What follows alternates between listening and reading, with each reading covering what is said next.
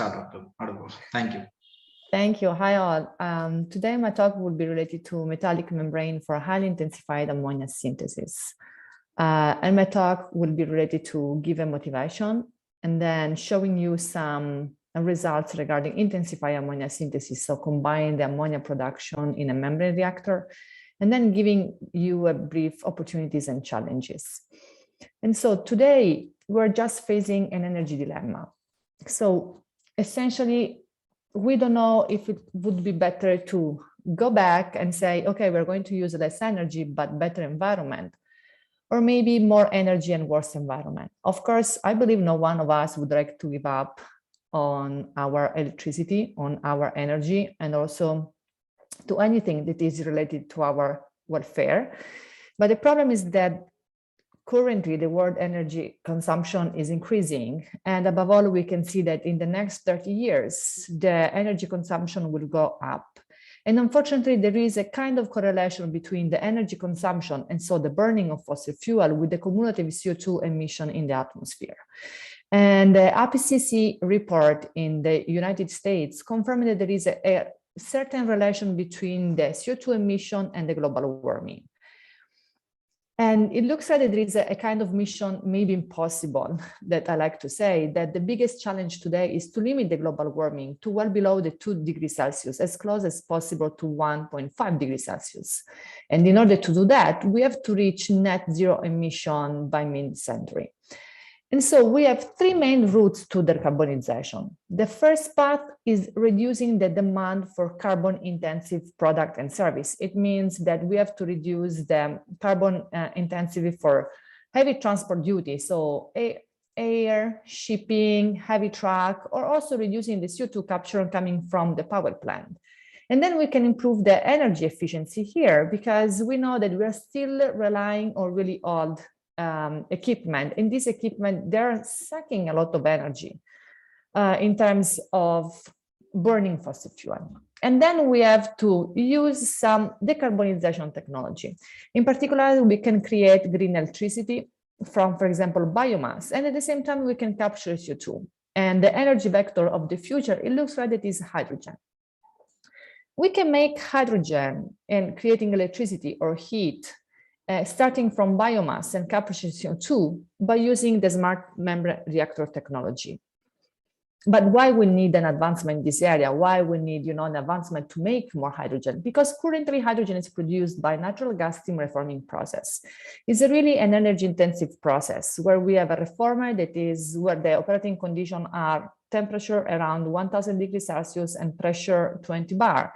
And then we have a further step of purification and separation for pure hydrogen. The problem with this kind of process is that, as I said, it's an energy-intensive process due to the thermodynamic equilibrium constraint. In order to get high hydrogen and high selectivity, we have to use this temperature and this pressure. We have also some mass and heat transfer limitation. We can have some coke formation with some hot spots. So most of the time we have to shut down the system and then heat up again. And then we have several steps of hydrogen purification separation. But today my talk is more related on ammonia intensified process. So what is the link between hydrogen and ammonia? Ammonia, we can say that is on the downstream of the natural gas steam reforming process because 55% of the hydrogen that is produced in the natural gas steam reforming process at this operating condition is fed to what is called Haber-Bosch process. And in this case, Haber-Bosch process, that means the ammonia synthesis process, also is an energy intensive process where we can have a pressure that it's between 150 to 200 bar. And the temperature is 400 degrees Celsius. So 200 bar is really a lot, and we are going to use really big compression, and they are going to use big energy. Think about that the air in the atmosphere is just 1 bar. And ammonia synthesis is really important today because most of the time is used as a fertilizer. So 85% of ammonia is used as a fertilizer, and then the other 5% is used for synthetic foam, in the pharmaceutical, leather industry, and other industry for the other 5%, and also synthetic fiber. But today, ammonia is also gaining attention because it's seen as a virtual hydrogen carrier. Because the problem with hydrogen is that we cannot store and we cannot transport hydrogen so easily as we can produce, also in a distributed way. So ammonia can be seen as an energy transport. So we can make ammonia, we can store and we can transport where we want, and then we can deliver free energy. It means that we can decompose ammonia again, and here is the reaction again in hydrogen and nitrogen, and so we can get hydrogen as an energy, and we can release nitrogen, and nitrogen we know that is not so harmful. The problem with ammonia is that currently, already 170 million metric tons of ammonia is produced. And the problem is that this is going to emit a lot of CO2 emission. So only the Haber-Bosch process, it emits 450 million metric tons of CO2 that correspond to 1% of global CO2 emission. And if we are going to combine natural gas process with Haber-Bosch process, then in this case, the global CO2 emission rise to 2%. And so this is why we need an advancement in this area. And here I'm going to propose a smart reactor. And smart reactor is well known as a membrane reactor, where the separation and catalysis takes place in the same unit. In this case, we don't have thermodynamic constraint because it's an open system. So we can reach higher conversion with respect also to the equilibrium conversion, or we can work at same conversion to lower temperature. It means that we can get better performance, and I'm going to explain you in a way what does it mean. And also we will have one input and two output. One output will be ultra pure hydrogen production, and on the other side we will have a stream that is highly combustible CO2 and is easily captured. And this is a clear example of process intensification. So it means that instead of to work at temperature of 800, 1000, we can cut in half, and we can work between 350 and 450 degrees Celsius. And regarding the pressure, also in this case, we can cut the pressure by 5 times. And so how essentially works this membrane reactor? So suppose that you have a feed like methane and steam. We have on one side a catalyst towards that is highly selective towards methane to produce hydrogen. And then hydrogen is produced, can permeate, and only hydrogen can permeate through the membrane with a sweep gas. We are going to collect hydrogen out of the system. And on the other side, we will have the stream that is mainly composed by CO2. And so when I said better performance, why only hydrogen can permeate through the membrane, here I'm going to explain what does it mean better performance. So if you're going to consider generic reaction, I plus B that is going to give C plus hydrogen. And this is an open system.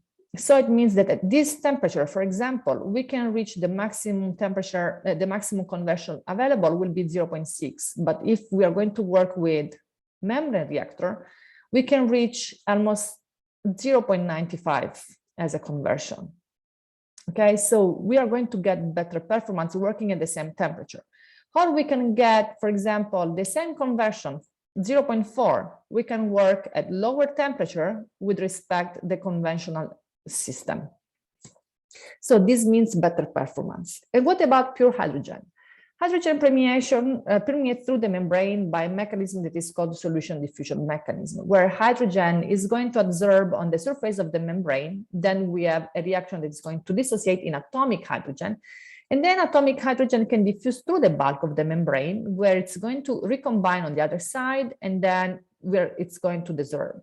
Of course, this mechanism takes place with the driving force, and the driving force in this case is the partial pressure of hydrogen. So here we have the feed, and we have high pressure, and here we have the permeate, and it's called low pressure.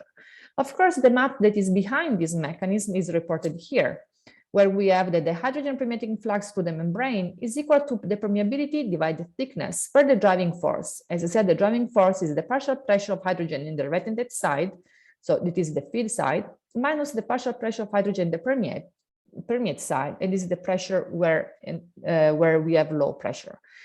And N is called a dependent factor that is going to correlate the hydrogen permeating flux with the driving force. Most of the time, N varies between 0.5 and 1. And when N is 0.5, it means that the mechanism limiting step in this kind of mechanism is the diffusion through the bulk of the membrane. And this is called Sievert's law. We can see that the permeating flux through the membrane, of course, is going to depend from the pressure in the feed, pressure in the permeate side, and also on the thickness. But we have also a dependence with respect to the temperature. And the temperature is inside the permeability, because the permeability, that is an intrinsic property of the membrane, follows an Arrhenius law. So higher is the temperature, higher would be the hydrogen permeating flux. Smaller is the thickness, higher will be the hydrogen permeating flux. And then we have to work with the pressure. So lower is the pressure in the permeate side, higher is the flux, and higher is the pressure in the retentive side, higher is the flux.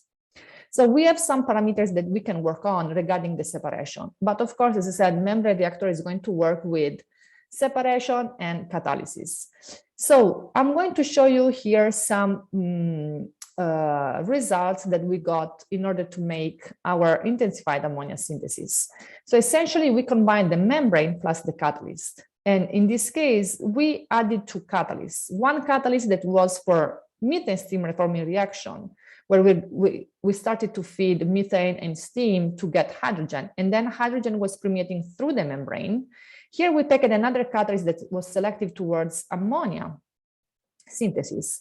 And so in this case, we fed here nitrogen. So we have hydrogen from the second one reaction permeating through the system, and then we have nitrogen coming through the permeate side, and over here we can get ammonia. And so essentially, in this case, we separated our experiments in two phases. The first phase was like, okay, are we sure that this system is going to work? Because we have two different catalysts that are working with two different regimes, because we have two catalysts at different pressure, although we can work at the same temperature. And so what we did at the beginning, we fed just hydrogen in the permeate side of the system. And then we fed nitrogen on the other side. And just to show that we couldn't produce ammonia, and ammonia was produced.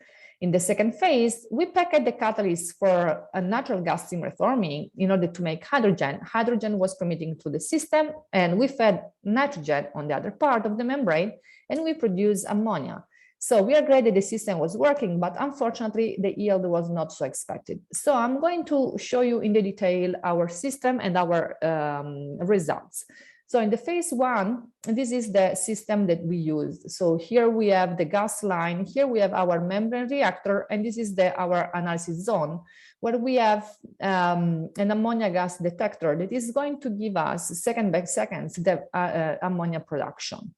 And regarding the membrane reactor, we use a palladium gold supported on porous stainless steel membrane. We packed everything in a module, and inside the membrane, we added the catalyst, that it was a commercial catalyst, it was ruthenium-based catalyst from Johnson Matthey for ammonia production.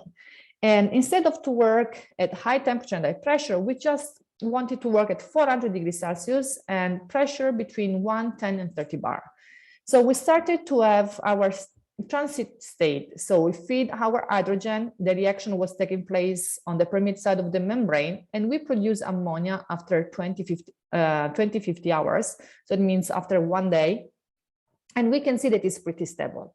And this was at 400 degrees Celsius at 1 bar. And we saw that ammonia production was 94 micromole over gram of catalyst per hour.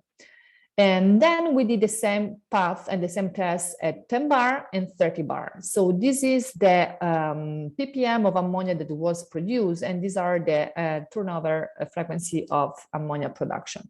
So we were able to produce ammonia, which was great.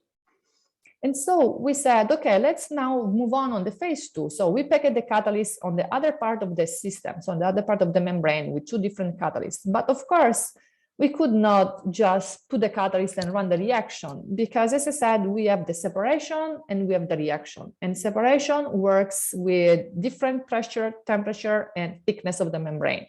So at the beginning, what we did a phase 2-1, where we just ran the reaction of methane steam reforming to produce hydrogen. We work at one temperature and one pressure in order to understand what was the hydrogen permeating flux through the membrane. And then we feed helium, that was an inert gas, in the other part of the system. In the phase 2.2, then instead of to feed helium, we started to feed nitrogen to produce our ammonia. And so here are just the experimental details. We use the same membrane, palladium gold, on porous stainless steel support.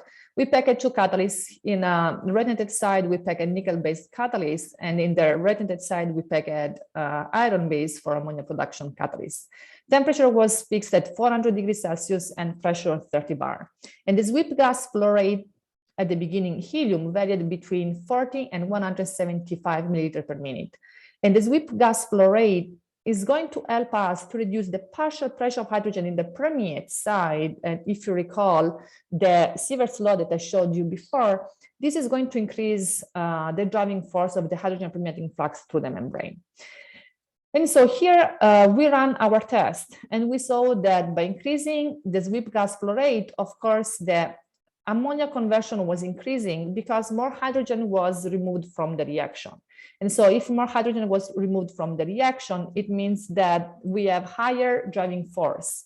And so the reactants are pushed towards a further formation of products due to the Le Chatelier principle. And regarding the hydrogen recovery, it means that the hydrogen permeated with respect to the total hydrogen produced in the reaction. We can see also that by increasing the sweep gas flow rate, the hydrogen recovery was going higher due to the increasing of the driving force. And at 175 milliliter per minute at 430 bar, we were able to recover 63.1 milliliter per minute of pure hydrogen. And so we wanted to keep fixed temperature, pressure, and everything that was in the system, and then switch, instead of to use helium as a sweep gas, we wanted to feed nitrogen as a sweep gas in order to make our ammonia. The problem is that if we wanted to feed nitrogen at 175 milliliter per minute, this was not corresponded to the steam, to the stoichiometric ratio between hydrogen and nitrogen of 1:3. So what we had to do was like dilute the nitrogen with helium. And so we fed 21 milliliter per minute of nitrogen, and the rest was helium. And so what we were able to produce was like 2.5 of millimole of gram per hour of ammonia. That with respect the literature that was talking just about the catalyst, we are not so bad. But unfortunately, as I said, we were produce ammonia in an intensified way at 400 degrees Celsius, 30 bar, but unfortunately, the rate was not so high as we expected. But we are so excited, and we are going to keep on, because in this way, at least we can produce ammonia by combining methane steam reforming and ammonia synthesis in one unit with respect to 2 different processes that I showed you before. And also this will be a distributed way for making energy.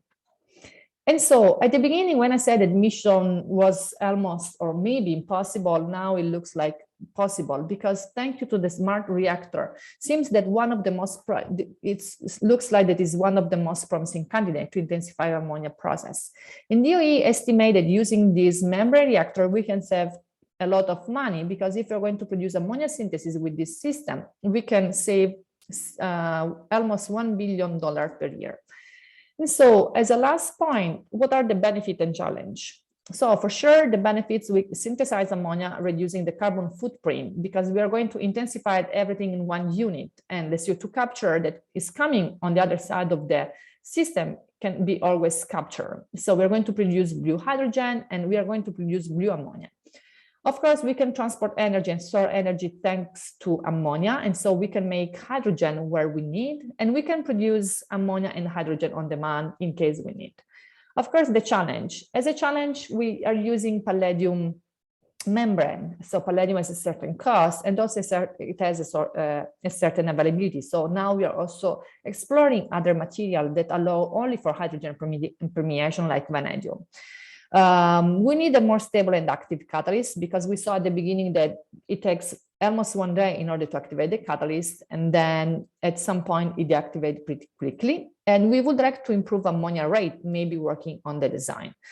So we are still facing some challenge, and there is still some work in process. And with this one, I would like to thank for your kind attention, and I'm glad to take any kind of question.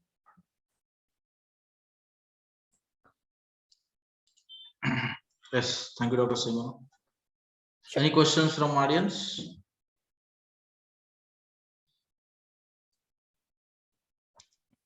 Okay. Yes, thank you.